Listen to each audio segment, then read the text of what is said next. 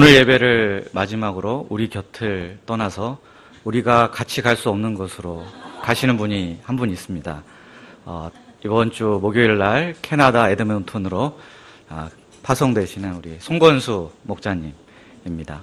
근데 이름이 바뀌었습니다. 송건수가 아니고 손마태 선교사가 되었습니다. 네. 저는 근데 이제 손마태 선교사님을 보내면서 이분이 참 훌륭하긴 한데 좀 근심이 되었습니다. 가서 잘해야 될 텐데. 근데 말씀 준비하면서 하나님을 믿고 또 예수님을 믿고 모든 것을 믿음으로 맡겨야 되겠다 하는 생각을 했습니다. 그리고 무엇보다도 예수님의 이름으로 우리가 열심히 기도를 해줘야 되겠습니다. 우리 손마태 선교사님이 캐나다 에드먼턴의 좋은 동역자가 되시고 또 아름다운 가정교회를 이루시고 영육간에 풍성한 열매 맺기를 기도합니다. 네, 말씀의 제목은 내가 곧 길이요입니다. 요절은 6절입니다. 6절 말씀을 다 함께 읽어보겠습니다. 시작. 예수께서 이르시되 내가 곧 길이요 진리요 생명이니 나로 말미암지 않고는 아버지께로 올 자가 없느니라. 기도하겠습니다. 사랑이 많으신 아버지 하나님 감사합니다. 주께서 요한복음 말씀을 통해서 영적 세계의 비밀스럽고도 놀라운 진리를 가르쳐 주시고 깨닫게 하시니 감사합니다. 주의 성령께서 이 시간 우리들 속에 역사하셔서 또 가르쳐 주실 줄 믿습니다. 주님, 이 말씀이 저에게 생명의 양식이 되게 하여 주시옵소서. 예수님의 이름으로 기도합니다. 로버트 프로스트라는 시인의 가지 않은 길이라는 시가 있습니다. 이 시는 첫 부분을 이렇게 시작합니다. 노랗게 물든 숲속에 두 갈래 길이 있었습니다. 하나뿐인 나그네 몸으로 두 길을 다 가볼 수 없어 아쉬운 마음으로 그곳에 서서 한쪽 길이 굽어 꺾어 내려간 데까지 한참을 그렇게 바라보았습니다. 그리고는 다른 쪽 길을 택했습니다. 이 시는 또 이렇게 끝을 맺습니다. 먼 훗날에 나는 어디선가 한숨을 쉬며 이야기할 것입니다. 숲속에 두 갈래 길이 있었다고. 나는 사람이 적게 간 길을 택하였다고.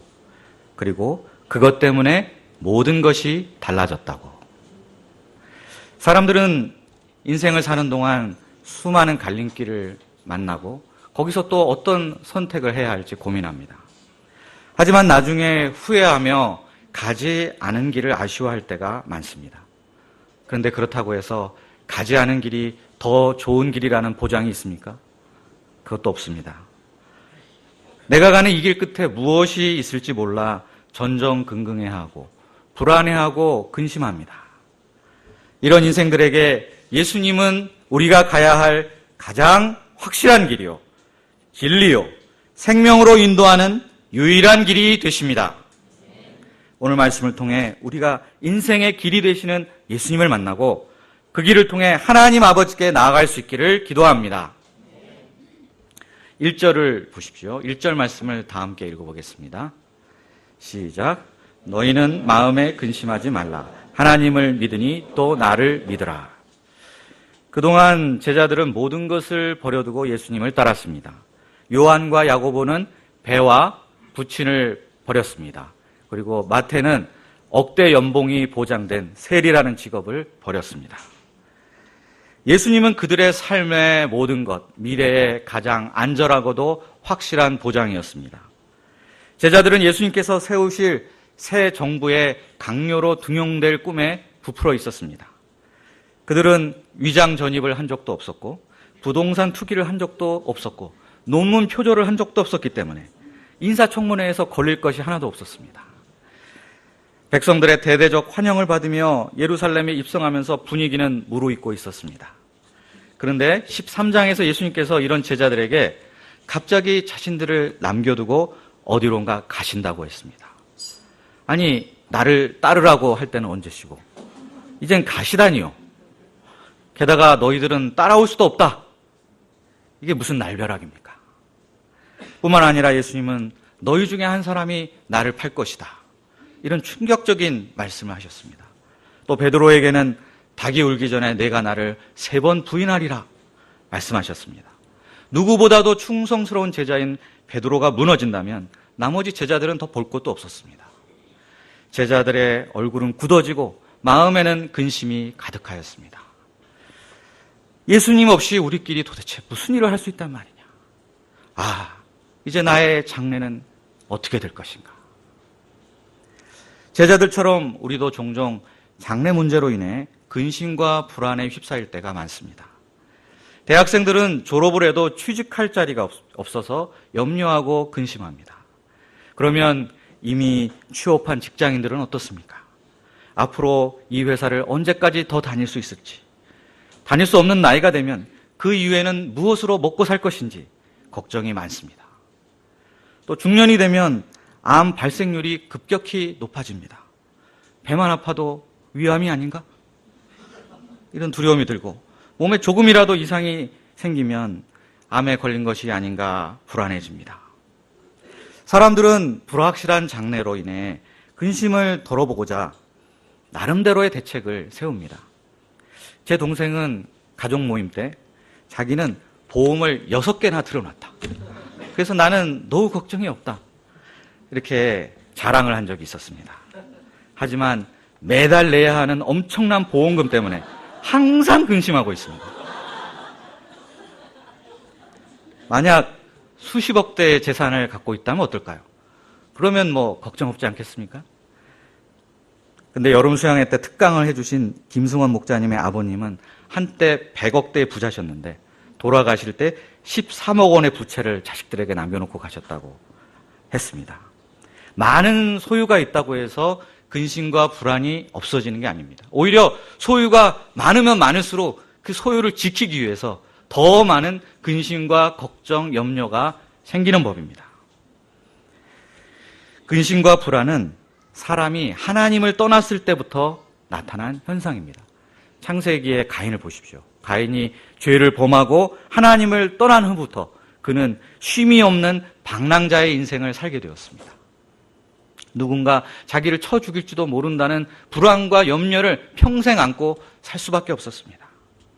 이런 불안과 두려움은 무엇을 소유한다고 해서 없어지는 게 아닙니다. 오직 하나님의 품에 영혼의 닻을 내릴 때만이 해결될 수 있습니다. 그래서 예수님은 근심하는 제자들에게 이렇게 말씀하셨습니다. 너희는 마음에 근심하지 말라. 하나님을 믿으니 또 나를 믿으라. 여기서 믿으라는 말은 맡기라, 신뢰하라 하는 뜻입니다. 전능하신 하나님과 생명의 구주이신 예수님을 신뢰하고 장래를 모두 맡기라는 것입니다. 그러면 하나님께서 책임지고 인도해 주시겠다는 뜻입니다. 우리가 근심과 두려움에서 벗어날 수 있는 방법은 장래를 하나님과 예수님께 모두 맡기는 것입니다. 종교 개혁자인 마르틴 루터는 그 자신의 두 어깨에 주어진 그 종교 개혁의 과제가 너무나 무겁게 느껴졌었습니다. 한없는 고민과 근심에 휩싸여서 도무지 잠을 잘 수가 없었습니다. 루터가 답답한 마음에 밤중에 기도하다가 문득 하나님께 이런 질문을 던지기 시작했다고 합니다. 이 교회가 내 교회입니까? 하나님 교회입니까? 하나님의 교회지요? 이 종교개혁의 일이 내 일입니까? 하나님의 일입니까? 하나님의 일이지요? 그러면 하나님께서 알아서 하십시오. 저는 이만 잠자러 가겠습니다. 루터는 모든 일을 다 하나님께 맡기고 참으로 오랜만에 이날 깊은 단잠을 잘 수 있었다고 합니다. 하이델베르크 교리문답 제1문을 기억하십니까? 제가 김모세 목자님이 쓴 책의 버전으로 읽어드리겠습니다. 문, 사나 죽으나 당신의 유일한 위로가 무엇입니까? 답, 사나 죽으나 나는 내 것이 아니요 내 몸과 영혼 모두 나의 미쁘신 구주 예수 그리스도의 것입니다. 그리스도께서는 그의 보혈로 내 모든 죄값을 온전히 치르시고 나를 마귀의 권세에서 자유케 하셨습니다. 또한 하늘에 계신 아버지의 뜻이 아니라면 머리카락 하나라도 땅에 떨어지지 않도록 나를 지켜주시며 모든 것이 합력하여 나의 구원을 분명히 이루게 하십니다. 그러므로 주께서 주의 성령으로 나에게 영생을 확신시켜 주시며 이제부터는 온 마음을 다하여 기꺼이 그리고 언제라도 주를 위하여 살게 하십니다. 이 지상 최대의 위로, 유일한 위로는 바로 하나님의 자녀, 하나님의 소유된 우리들의 것입니다. 이 고백이 우리 모두의 고백이 될 수 있기를 기도합니다. 제가 저의 것입니까? 하나님의 것입니까? 하나님의 것이지요? 그러면 하나님께서 모든 것을 알아서 하실 줄 믿습니다. 그러면 이제 저는 이만 근심을 멈추겠습니다. 그러면 우리가 근심에서 해방되기 위해서 구체적으로 무엇을 믿어야 하겠습니까? 첫째로 예수님께서 하나님 아버지께로 가는 길이 되심을 믿어야 합니다. 2절과 3절을 보십시오. 우리 2절, 3절 말씀도 함께 읽어보겠습니다. 시작. 내 아버지 집에 거할 곳이 많도다. 그렇지 않으면 너희에게 일렀으리라. 내가 너희를 위하여 거처를 예비하러 가노니 가서 너희를 위하여 거처를 예비하면 내가 다시 와서 너희를 내게로 영접하여 나 있는 곳에 너희도 있게 하리라. 예수님께서 제자들을 버려두시고 어디로 도망가는 것이 아닙니다. 제자들이 거처할 곳을 마련하기 위해서 가시는 것입니다. 여기서 내 아버지 집은 전통적으로 예수님께서 재림하신 후 부활한 성도들이 들어가게 될 천국을 가리킨다고 생각해 왔습니다. 물론 신령한 몸을 입고 영원히 살게 될 새 하늘과 새 땅에 들어갈 소망, 이것은 모든 신자들의 가장 큰 소망입니다. 우리가 이 땅에 사는 동안 세상 것에 얽매이지 않고 헌신할 수 있는 것은 바로 이 천국 소망이 있기 때문입니다. 그러나 본문에서 아버지의 집, 또 거처는 장차 들어갈 천국이라는 장소를 의미하는 것이 아닙니다. 당시 이스라엘 백성들에게 하나님의 집은 곧 성전을 가리켰습니다. 성전은 하늘과 땅이 만나는 곳이며 죄인된 인간이 하나님을 만날 수 있는 유일한 장소입니다.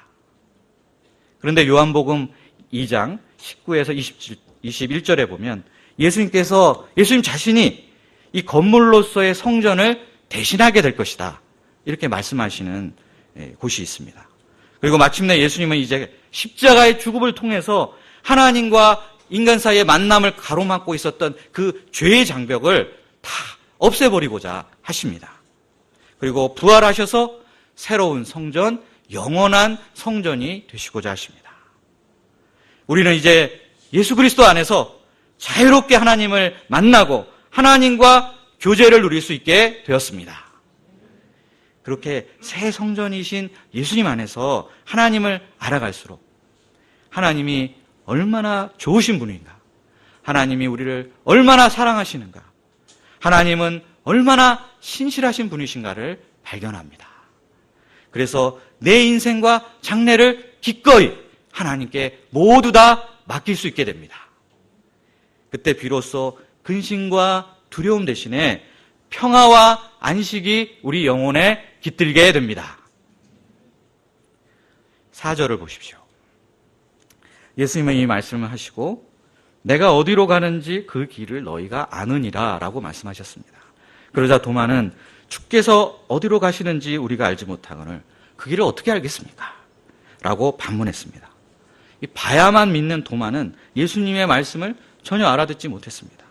예수님이 말씀하시는 거처를 이 세상 어딘가에 있는 물리적인 장소라고 생각을 했습니다. 저는 가끔 참 도마가 고맙다는 생각을 듭니다. 항상 이렇게 헛다리를 짚어줌으로써 예수님의 주옥과 같은 말씀을 이끌어내는 그런 은사가 있는 것 같습니다. 이런 도마에게 예수님께서 하신 말씀이 무엇입니까? 6절 말씀을, 요절 말씀인데 다시 한번 다 함께 읽어보겠습니다. 시작. 예수께서 이르시되 내가 곧 길이요 진리요 생명이니 나로 말미암지 않고는 아버지께로 올 자가 없느니라. 이 말씀은 예수님 자신이 하나님께 나아가는 유일한 길이요, 하나님을 알 수 있는 유일한 진리요, 또 영생을 줄 수 있는 유일한 생명이 되신다 하는 말씀입니다. 길을 한자로 하면 도라고 합니다. 도 하면 뭐가 떠오르십니까?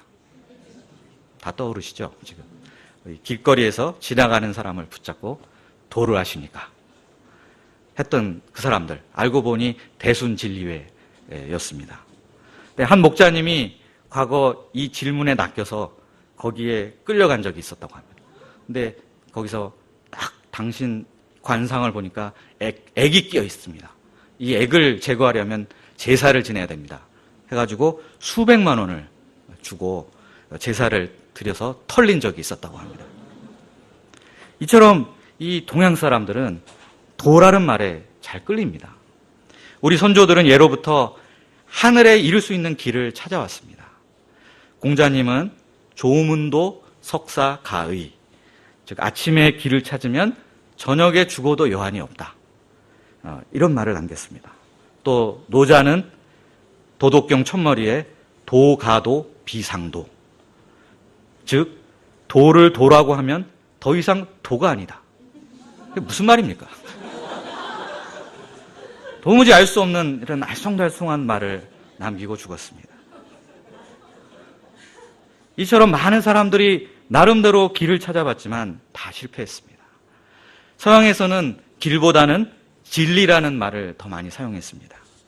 소크라테스부터 시작해서 칸트나 헤겔과 같은 근대 철학에 이르기까지 절대 진리, 불변의 진리를 찾고자 했습니다.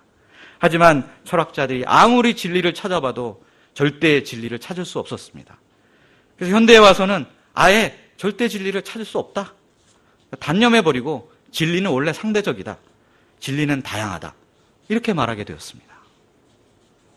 동서양을 막론하고 왜 사람들이 이렇게 길과 진리를 찾는 것일까요? 이것은 사람이 본래 하나님으로부터 왔기 때문에 다시 하나님께로 돌아가고자 하는 회귀 본능이 있기 때문입니다. 회귀 본능 하면 뭐가 생각나십니까? 연어가 생각나지 않으십니까? 연어는 민물에서 태어나서 바다에 살다가 죽을 때가 되면 자기가 태어난 곳으로 다시 돌아옵니다.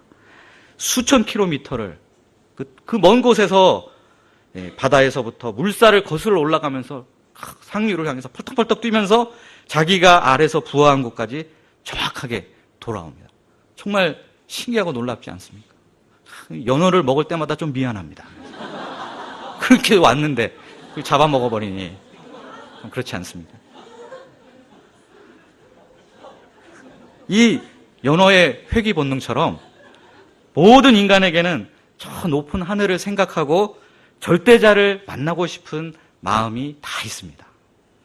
본능적으로 하나님께 돌아가야만 참된 안식과 평화를 누릴 수 있다는 것을 알고 있습니다. 저도 성경 공부를 시작하기 전에 안티크리스찬이었던 시절부터도 진리를 알고 싶은 소원은 있었습니다. 절대자의 품을 그리워하고 동경하는 마음이 있었습니다. 그래서 전도를 하러 나오신 목자님, 정말 그야말로 도를 전하기 위해서 나오신 그 목자님이 진리를 알고 싶으십니까? 하는 그 한마디 말에 홀린 듯 이끌려 센터에 처음 나오게 되었습니다. 네. 요즘 이렇게 진리를 알고 싶으십니까? 그러면 참, 별로 반응이 좋을 것 같지 않습니다. 근데 제 시절에는 그게 통했습니다. 저 말고도 여기 이제 꽤 그런 분들이 계실 겁니다. 그러면 우리가 어떻게 해야 하나님께로 돌아갈 수 있을까요? 어떤 사람들은 산 정상에 오르는 길이 여러 갈래 길이 있듯이 하나님께 돌아가는 길도 여러 개가 있다. 이렇게 주장합니다. 그래서 어떤 종교를 믿어도 성실하게 잘 믿으면 다 하나님께 갈 수 있다. 이렇게 말합니다. 심지어 기독교 신학자 중에서도 다른 종교의 구원이 있다라고 주장하는 사람도 있습니다. 그런데 그들이 착각하고 있는 게 있습니다. 여러 갈래 길로 산 정상에 오를 수 있습니다. 근데 문제는 거기에 하나님이 안 계십니다. 거기 하나님 만날 수 없습니다. 하나님은 어디에 계십니까? 성경이 말하듯이 하나님은 하늘에 계신 분입니다. 우리 스스로 산 정상까지는 어떻게 올라갈 수 있겠지만 우리 힘으로 하늘에 올라갈 수는 없습니다. 하늘에서부터 내려온 길을 따라 올라가야만 하늘에 계신 하나님을 만날 수 있습니다. 이렇게 하늘과 땅을 이어주는 그 길을 중보자라고 부릅니다. 그런데 우리에게 중보자는 예수님 한 분밖에 없습니다. 인류 역사에 참 하나님이며 동시에 참 사람이셨던 분은 예수님 한 분밖에 없기 때문입니다. 좋은 말을 남긴 성인들은 여럿 있지만 우리를 대신해서 십자가에서 죽으시고 죽음을 이기시고 부활하신 분은 예수님 한 분밖에 없기 때문입니다. 그래서 디모데전서 2장 5절이 말합니다. 하나님은 한 분이시요 또 하나님과 사람 사이의 중보도 한 분이시니 곧 사람이신 그리스도 예수니라. 또 사도행전 4장 12절에 다른 이로서는 구원을 받을 수 없나니 천하 사람 중에 구원을 받을 만한 다른 이름을 우리에게 주신 일이 없음이라. 이렇게 말하였습니다. 요즘 세상에서 예수님만이 유일한 구원의 길이다 이렇게 말을 하면 사람들은 편협하다, 독선적이다 이렇게 비난을 합니다. 그런데 나를 낳아준 어머니는 한 분밖에 없습니다. 이렇게 말하면 어떻습니까? 이것도 편협하고 독선적인 말입니까? 우리는 누가 뭐래도 있는 사실을 있는 그대로 이야기할 수밖에 없습니다. 예수님은 길과 진리와 생명이 되십니다. 예수님 외에 하나님께 이룰 수 있는 길은 없습니다. 저는 지난 여름 수양에서 한 자매 목사님의 인생 소감에서 큰 감동을 받았습니다. 그분은 과거 단순한 친구 관계를 넘어 자기를 사랑한다고 고백하는 동성 애인이 있었습니다.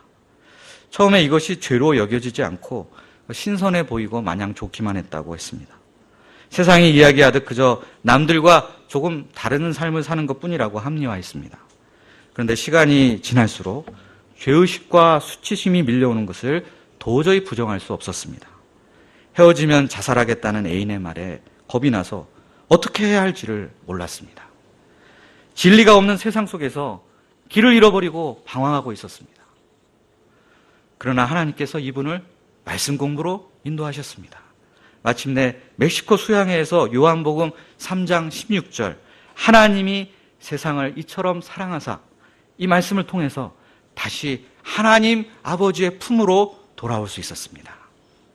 그 사랑 안에서 진리와 영원한 생명을 회복하였습니다.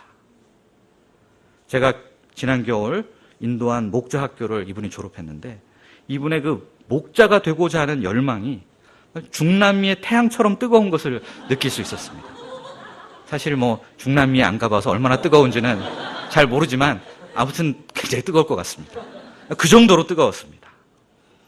그 열망은 바로 과거 자기처럼 길을 잃어버린 사람들에게 길 대신 예수님을 증거하고 싶은 그 마음에서 비롯된 것이 아닐까 합니다. 요즘 운전할 때 우리 곁에는 목적지까지 길을 안내해주는 고마운 친구인 내비게이션이 있습니다. 목소리가 얼마나 좋고 또 얼마나 친절한지 모릅니다. 여기 이 근처에 고대 멸치국수집이 있습니다. 이런 것까지 알려줍니다. 요즘에. 우리 인생의 목적지는 어디입니까? 바로 하나님이십니다. 예수님은 하나님께로 가는 유일한 길이 되십니다. 그리고 목자요 성경 선생, 바로 우리들은 그 길을 알려주는 내비게이션이라고 할 수 있습니다. 우리가 과거 우리처럼 길을 잃고 방황하는 사람들의 참된 친구, 인생의 내비게이션 역할을 감당하는 목자요 성경 선생들이 될 수 있기를 기도합니다. 둘째로 예수님의 이름으로 드리는 기도에 응답해 주실 것을 믿어야 합니다. 12절을 보십시오. 12절 말씀 함께 읽어보겠습니다. 시작. 내가 진실로 진실로 너에게 이르노니 나를 믿는 자는 내가 하는 일을 그도 할 것이요 또한 그보다 큰 일도 하니 이는 내가 아버지께로 감이라. 예수님은 자신을 믿는 자는 예수님이 하신 일을 그대로 할 수 있고 심지어는 더 큰 일도 할 수 있다. 이렇게 말씀하셨습니다. 여기서 그보다 큰 일이란 질적인 면을 뜻하는 것이 아니라 양이나 범위에 있어서 예수님보다 더 큰 일이라는 뜻입니다. 사도행전을 보면 사도들이 예수님께서 행하신 기적을 거의 똑같이 행하는 것을 볼 수 있습니다. 예수님처럼 병든 자를 고치시고 귀신을 쫓아내고 죽은 자를 살리기까지 했습니다.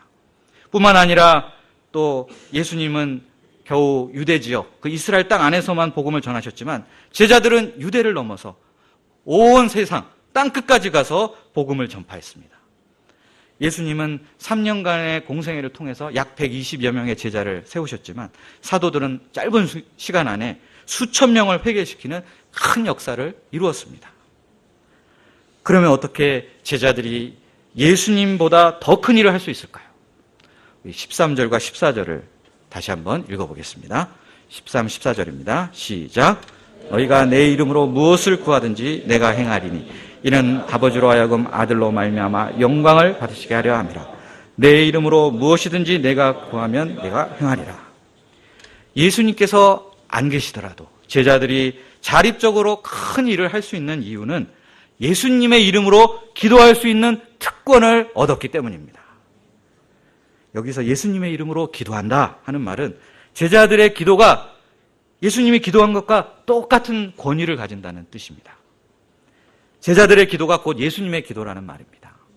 그래서 제자들의 기도하면, 예수님의 이름으로 기도하면 그대로 이루어집니다. 그래서 예수님이 하신 일보다 더 큰 일을 할 수 있습니다. 예수님은 우리에게도 예수님의 이름으로 기도할 수 있는 특권을 주셨습니다. 이게 기도 마무리할 때 예수님의 이름으로 기도했습니다. 이렇게 기도한다는 뜻은 아닙니다. 예수님의 뜻에 합당하게 예수님이 가르쳐 주신 대로 기도한다는 뜻입니다. 이런 특권을 받았음에도 불구하고 우리가 사도행전에 나오는 제자들처럼 능력 있는 인생을 살지 못한다면 그 이유가 무엇일까요? 이는 기도의 능력을 알지 못하고 기도하는 일에 헌신하지 않기 때문입니다. 예수님의 이름으로 기도하는 특권을 받았다고 해서 모든 사람이 다 능력 있는 인생을 살고 큰 일을 행하는 것은 아닙니다. 오직 기도에 전념하는 사람만이 큰 일을 할 수 있습니다. 또 기도에 전념한다고 해서 다 큰 일을 할 수 있는 것 역시 아닙니다. 기도에 전념하되 하나님의 뜻을 알고 하나님의 뜻대로 기도하는 사람이 되어야 합니다. 왜냐하면 기도에 전념해도 하나님의 뜻보다 자기 뜻과 욕심을 앞세우면 그 기도의 응답을 받을 수 없기 때문입니다. 우리가 기도에 전념하고 또 하나님의 뜻에 합당한 기도를 통해서 큰 일을 하는 사람들이 될 수 있기를 기도합니다. 셋째로 보혜사 성령님이 우리 속에 함께 계심을 믿어야 합니다. 16절을 보십시오. 16절 말씀 함께 읽겠습니다. 시작. 내가 아버지께 구하겠으니 그가 또 다른 보혜사를 너희에게 주사 영원토록 너희와 함께 있게 하리니. 근심하고 두려워하고 있는 제자들에게 예수님은 또 다른 보혜사를 보내주시겠다 약속하셨습니다. 우리말로 이 보혜사라고 번역된 이 어려운 단어는 영어 성경에 보면 헬퍼, 돕는 자, 애드보케이트, 변호인, 컴포터, 위로자, 카운셀러, 상담자, 미디에이터, 중보자, 이런 다양한 뜻으로 번역이 되어 있습니다. 보혜사는 이 중에 어느 한 가지 의미만을 가지는 것이 아니라 사실 이 모든 것을 다 합친 그런 분이십니다. 예수님께서 또 다른 보혜사라고 하신 것은 현재 제자들과 함께 계신 예수님이 보혜사가 되시기 때문입니다. 예수님은 공생의 3년 동안 제자들과 함께 하시면서 그들을 세상에서 보호해 주시고 진리 가운데 인도하시고 끊임없이 믿음과 용기를 불어넣어 주셨습니다. 또 도움이 필요할 때마다 도와주시고 능력을 부어주시고 알지 못하는 것을 깨우쳐 주셨습니다. 그런데 이제 보혜사 예수님이 제자들 곁을 떠나서 아버지께로 돌아가십니다. 이런 상황 속에서 예수님은 예수님을 대신할 또 다른 보혜사를 보내주시겠다고 약속하십니다. 그리고 예수님을 대신한 그 또 다른 보혜사는 영원히 제자들을 떠나지 않고 함께 하실 것이다. 이렇게 약속하셨습니다. 그러면 이 또 다른 보혜사는 누구실까요? 17절을 보십시오. 17절 말씀 함께 읽겠습니다. 시작. 그는 진리의 성령이라. 세상은 능히 그를 받지 못하나니 이는 그를 보지도 알지도 못하니라. 그러나 너희는 그를 아나니 그는 너희와 함께 거하시며 또 너희 속에 계시겠습니다. 또 다른 보혜사는 진리의 영이신 성령님을 가리킵니다. 보혜사인 예수님은 제자들 곁에서 도와주셨습니다. 그런데 또 다른 보혜사인 성령님은 제자들 속에, 그 안에 내주하시겠다고 하십니다. 제자들 내면에 임재하셔서 제자들을 깨닫게 하시고 진리 가운데로 인도하십니다. 그런데 세상은 예수님을 믿지 않기 때문에 그들은 거듭나지 않았기 때문에 성령을 보지도 못하고 알지도 못합니다. 그러나 예수님을 사랑하는 제자들은 자신 속에 임재하시는 보혜사 성령님을 알고 느끼고 고백합니다. 그분과 교제를 누립니다. 제자들 내면에 임재하시는 성령님은 필요할 때마다 위로해 주시고 힘과 용기를 공급해 주십니다. 죄를 깨닫게 하시고 회개케 도와주시고 거듭나 새로운 피조물 되게 하시는 분이십니다. 하나님의 뜻을 가르쳐 주시고 옳고 그름을 분별하여 주의 뜻을 행하도록 도와주시는 분이십니다. 사도행전의 제자들을 보십시오. 그들은 두려움을 모릅니다. 담대합니다. 능력이 있습니다. 오합지졸 같았던 제자들, 깨닫지 못했던 제자들이 어떻게 이렇게 달라질 수 있었을까요? 바로 성령이 오셨기 때문입니다.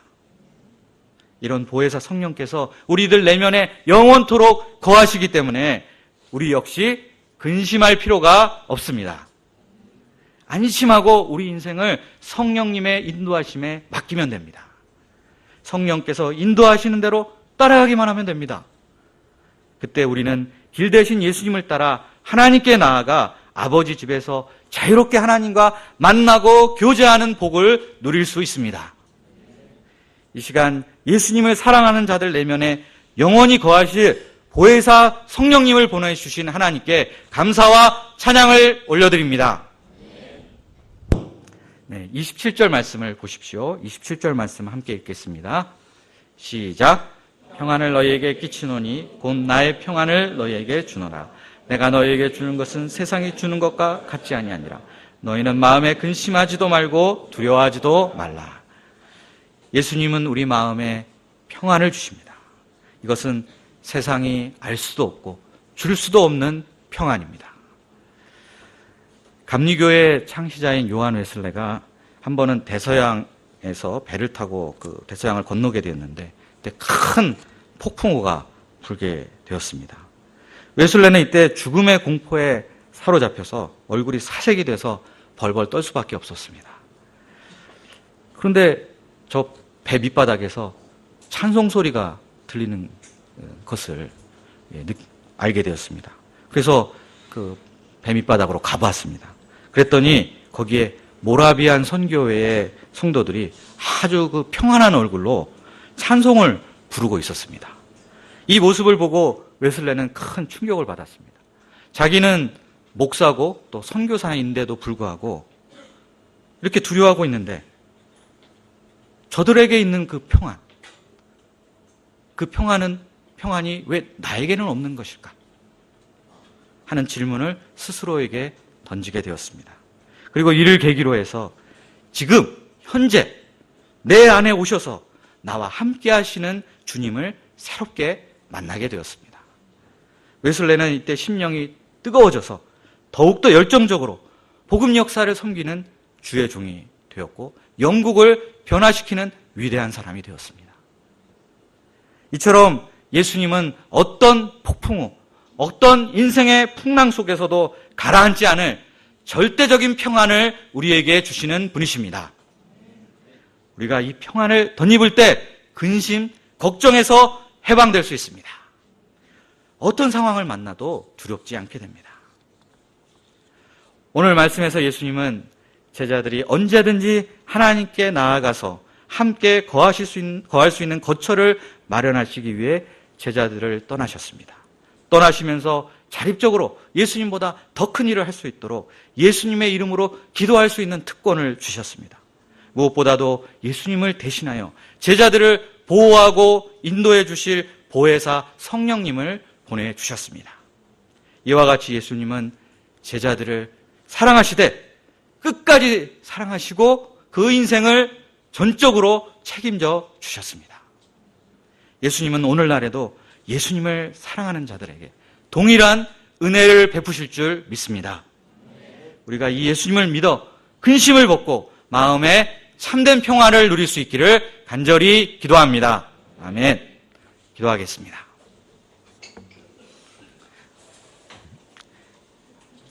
사랑과 진리가 충만하신 하나님 아버지 감사합니다. 오늘 말씀을 통해서 우리가 이 근심 많은 세상에서 어떻게 하늘의 위로, 하늘이 주는 참된 평화를 누릴 수 있는지 가르쳐 주셔서 감사합니다. 성전 되시며 길 되신 예수님 안에서 하나님의 임재를 충만히 누리게 도와주시옵소서. 우리에게 주신 그 기도의 특권을 사용하여서 큰 일을 하는 주의 종이 되게 하여 주시옵소서.